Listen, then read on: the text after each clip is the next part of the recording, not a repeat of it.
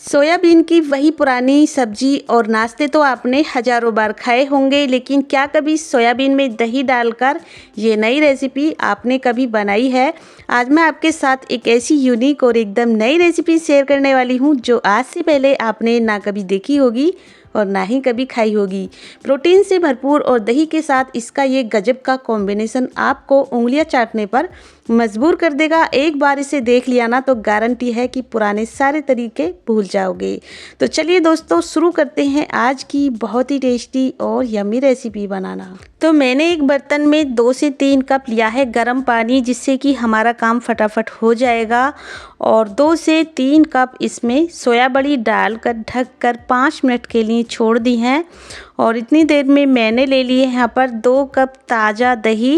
ये एकदम फ्रेश ताज़ा दही है। दही ज़्यादा खट्टा नहीं होना चाहिए। अगर फ्रेश ताज़ा दही होगा तो ज़्यादा बढ़िया बनेगी आपकी रेसिपी। दही को मैंने फेंट कर एक बर्तन में कर लिया है। 1 कप दही को मैंने अलग निकाल लिया है, 1 कप को बचा कर रखा है। और इधर ये सोया बड़ी भी अच्छे से भीगकर सॉफ्ट हो चुकी हैं। इनका हम सारा पानी निकाल लेंगे। इस तरह से जब आप दबाओगे ना तो ये एकदम से सॉफ्ट होनी चाहिए। तो मैंने इनका सारा पानी निकाल लिया है। अब एक बाउल में इन्हें हम ट्रांसफ़र कर लेंगे और इसमें डाल देंगे 1 छोटा चम्मच नमक और साथ में ही कश्मीरी लाल मिर्च का पाउडर और हल्दी पाउडर डालेंगे। और मैंने यहाँ पर थोड़ा सा और लाल मिर्च का पाउडर डाल दिया है, थोड़ा सा धनिया पाउडर और 1 कप लिया है दही। दही को ऊपर से इस तरह से डालेंगे और हमने इन्हें भिगा कर सारा पानी निकाल लिया है। अब जो हम दही मसाले इसके ऊपर डाल रहे हैं तो ये इस दही को और मसाले को पूरी तरह से एब्जॉर्ब कर लेगी। मसाले और दही का फ्लेवर इस सोया बड़ी के अंदर तक चला जाएगा। 2 चम्मच दही ऊपर से भी डाल देते हैं, जिससे कि सूखी सूखी ये ना रहे। और अब हम ढककर रख देंगे इन्हें। लगभग 2-3 मिनट तो आपको रेस्ट के लिए छोड़ना ही है। और देख सकते हैं आप कितने अच्छे से इसने दही मसालों को एब्जॉर्ब कर लिया है। बाहर से आपको ये ड्राई दिखाई दे रही होंगी, जब आप इन्हें टच करोगे ना तो इस तरह से काफ़ी हद तक ये सॉफ्ट हो चुकी हैं। यानी जूस को, दही के जूस को इन्होंने अंदर तक एब्जॉर्ब किया है। इन्हें हम मिक्सी के जार में ट्रांसफ़र कर लेंगे और इनमें से थोड़ी सी सोया बड़ी हम इसी में ही बचा लेंगे। और बिना पानी डाले आपको इन्हें पीस कर रेडी करना है और एकदम बारीक नहीं पीसना है, हल्का सा दरदरा ही इसे रखना है। और पानी वगैरह कुछ ना डालें, क्योंकि हमने इसमें दही का इस्तेमाल किया था। तो आपको इसे पीसते वक्त इसमें पानी वगैरह डालने की कुछ भी ज़रूरत नहीं पड़ेगी। और इस तरह से एकदम दरदरा सा ये हमारा पेस्ट बनकर रेडी हुआ है। और थोड़ी सी सोया बड़ी मैंने इसमें बचा कर रखी हैं। इन्हें हम अभी के लिए रख देते हैं, बाद में इनका इस्तेमाल होगा। तो चलिए इन्हें रख देते हैं। और इधर मैंने ले लिया है 1 कप बेसन। इसे एक बर्तन में ट्रांसफ़र कर लेंगे और इसमें डालेंगे हम 1 कप पानी और इसका लम्स फ्री एक घोल बनाकर रेडी करना है। इस घोल को हमें ज़्यादा गाढ़ा नहीं रखना है और शुरू में आपको थोड़ा थोड़ा पानी डालकर इसे इस तरह से फेंटते हुए मिक्स करना है, जिससे कि बहुत आसानी से ये बेसन का घोल बन जाता है और बिल्कुल भी लम्स वगैरह इसमें नहीं होते हैं। अब हम इसमें 1 से 1.5 कप पानी और डाल देंगे। एकदम पतला सा हमें ये घोल चाहिए। इस तरह मैंने 1.5 कप पानी इसमें और डाल दिया है और घोल बनकर रेडी है। अब गैस पर एक पैन में 2 चम्मच सरसों का ऑयल गरम कर लें। जैसे ही ऑयल गरम हो जाए इसमें 1 छोटा चम्मच मेथी दाना डालकर मेथी दाने को फ्राई कर लें। ज़्यादा इसे आपको कलर चेंज नहीं करना है मेथी का। और जैसे ही हल्का सा मेथी दाना फ्राई हो जाए इसमें डाल देंगे बारीक चॉप किया हुआ लहसुन और लहसुन को भी साथ में ही फ्राई कर लेंगे। इस तरह से मेथी दाना और लहसुन को आपको पहले फ्राई कर लेना है। जैसे ही दोनों चीज़ें फ्राई हो जाएं इसमें कुछ करी पत्ते डाल दें, अगर हैं तो, नहीं है तो स्किप भी कर सकते हो। और साथ में ही चॉप किया हुआ एक बड़े साइज का मैंने इसमें प्याज डाल दिया है। और प्याज डालने के बाद अच्छे से मिक्स करते हुए हम इन सारी चीज़ों को फ्राई करके रेडी कर लेंगे। फ्लेम को रखेंगे मीडियम। और देख सकते हैं प्याज का जो कलर है वो चेंज होने लगा है। तो इस वक्त आपको फ्लेम को लो रखना है और लो फ्लेम पर आपको इसमें बाकी की चीज़ें ऐड करनी है। हमारा एक तड़का बनकर रेडी हो चुका है और अब हम इसमें एक साबुत लाल मिर्च डाल देंगे, इसको भी साथ में ही फ्राई कर लेंगे। 2 चुटकी हींग भी डालेंगे क्योंकि बेसन की रेसिपी है, हमने इसमें बेसन का इस्तेमाल भी किया है, तो इसलिए हींग का इस्तेमाल ज़रूर कीजिएगा। तो सारी चीज़ें अच्छे से फ्राई हो चुकी हैं। अब हम फ्लेम को लो कर देंगे। जो हमने सोया बड़ी का पेस्ट बनाकर रेडी किया था, उस पेस्ट को हम इसमें डाल देंगे और पेस्ट डालने के बाद लो फ्लेम पर अच्छे से करेंगे इस पेस्ट की भुनाई, जिससे कि जो सोया बड़ी है इसका कच्चापन निकल जाएगा और इसकी जो रेसिपी है बहुत ही ज़्यादा टेस्टी बनेगी। इस तरह इस पेस्ट को आपको लगातार चलाते हुए 2-4 मिनट अच्छे से भूनना है। अब हम इसमें डाल देंगे लाल मिर्च का पाउडर, हल्दी पाउडर और नमक। बिल्कुल बेसिक मसालों के साथ ये रेसिपी बनकर रेडी होगी। इसमें आपको कोई ज़्यादा मसाले का इस्तेमाल नहीं करना है और बाहर से आपको कुछ भी लाने की ज़रूरत नहीं पड़ेगी। घर के बेसिक सामान से ये बनकर तैयार हो जाती है।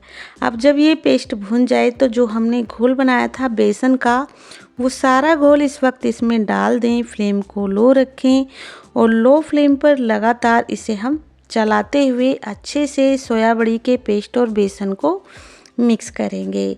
इन दोनों को आपको लो फ्लेम पर चलाते हुए अच्छे से मिक्स करना है। जैसे जैसे मिक्स करेंगे ना, मिक्स होने के बाद एक गाढ़ा बैटर बनकर रेडी होगा। इस तरह देख सकते हैं दोनों चीज़ों को लो फ्लेम पर अच्छे से मिक्स किया है। लम्स वगैरह बिल्कुल नहीं होने चाहिए इसमें। तो इस तरह से ये गाढ़ा सा हमारा एक घोल जैसा बनकर रेडी हो चुका है। जब इसमें उबाल आने लगे, अभी इसमें थोड़ा थोड़ा उबाल आपको दिखाई दे रहा होगा, तो इस स्टेज पर 1 कप बचा हुआ दही जो था उसको भी हम इसी में डालकर अच्छे से चलाते हुए मिक्स करेंगे। तो दोस्तों ये जो दही आपको लेना है, फ्रेश दही हो तो ज़्यादा अच्छा रहेगा। वैसे हल्का खट्टा दही भी काफ़ी टेस्ट आता है इस रेसिपी को बनाने में। तो यहाँ पर मैंने इन सारी चीज़ों को अच्छे से मिक्स करने के बाद इन्हें पकाकर रेडी कर लिया है। देख सकते हैं इसमें हल्का हल्का बॉईल आपको दिखाई दे रहा होगा। फ्लेम को मीडियम रखेंगे और अब हम इसमें डाल देंगे टेस्ट के अकॉर्डिंग आधा छोटा चम्मच नमक। नमक का इस्तेमाल हमने पहले भी किया था सोया बड़ी में, तो आपको उसी के अकॉर्डिंग इसमें नमक ऐड करना है और अच्छे से चलाते हुए हम इसे पकाएंगे। इस तरह लगातार चलाते हुए आपको पकाना है और जब इसमें देख सकते हैं उबाल आने लगा है, तो आपको क्या करना है, जैसे ही इसमें उबाल आने लगे, जो हमने सोया बड़ी रखी थी दही के साथ भीगी हुई, इसी स्टेज पर आपको इसमें डाल देनी है।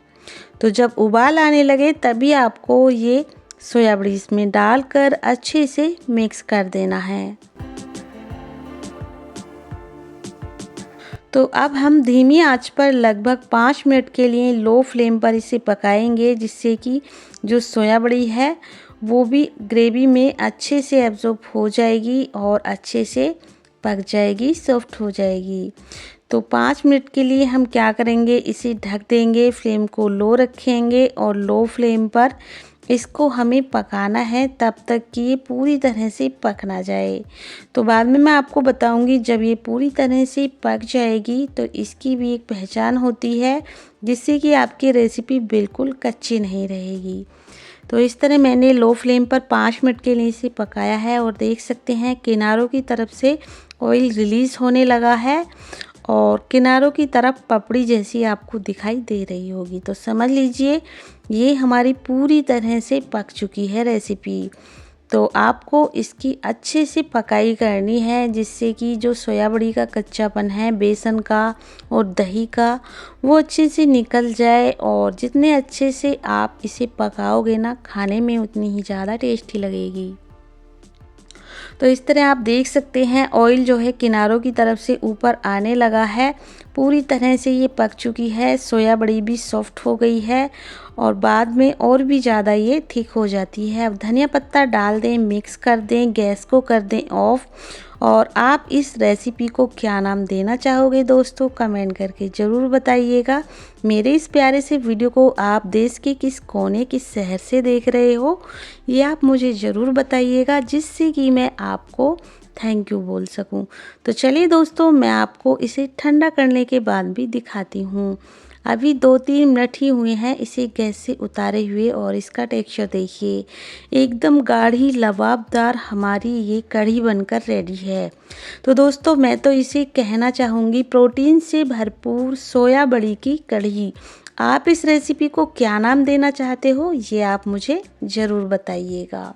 इस तरह आप जब सर्व करोगे ना इसे तो कोई भी इसे खाने से अपने आप को रोक नहीं पाएगा और इसे आप सर्व कर सकते हो पूड़ी पराठा रोटी के साथ। मैंने इसे सर्व किया है राइस के साथ। तो आज की ये मेरी प्यारी सी रेसिपी आपको पसंद आए तो प्लीज़ वीडियो को लाइक शेयर ज़रूर कीजिएगा। आपके अपने चैनल कुक विद पुष्पा को सब्सक्राइब करना बिल्कुल ना भूलिएगा इसी तरह की और नई रेसिपी देखने के लिए। तो चलिए दोस्तों मिलते हैं फिर किसी रेसिपी के साथ, तब तक के लिए थैंक यू, बाय बाय।